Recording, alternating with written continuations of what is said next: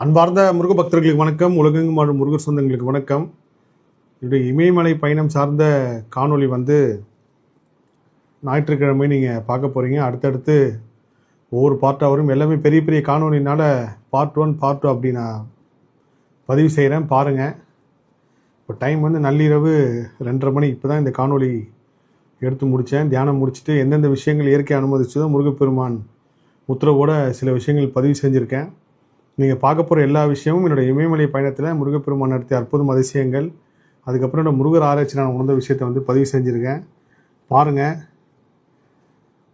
நான் சொன்ன எல்லா விஷயமும் ஏதாவது ஒரு வகையில் உலகத்தில் எந்த மூலையாக இருக்கிற ஒரு முருக பக்தர் கண்டிப்பாக கனெக்ட் ஆகும்.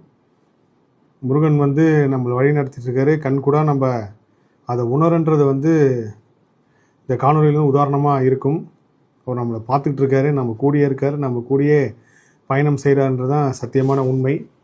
விரைவில் நான் இந்த காணொலிக்கு அப்புறம் வர காணொலி எல்லாமே அது சம்மந்தமான காணொலி தான். அது முடித்ததுக்கப்புறம் தான் மற்ற காணொலியை நான் பதிவு செய்வேன்.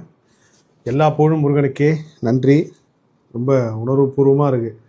கிட்டத்தட்ட மிட் நைட் தான் நான் எப்பவுமே தியானம் முடிச்சுட்டு இந்த மாதிரி காணொலியில் பதிவு செய்வேன். அதே மாதிரி இன்றைக்கி சனிக்கிழமை கிட்டத்தட்ட ஒரு 1.5 மணி நேரம் பேசி பதிவு பண்ணியிருக்கேன்.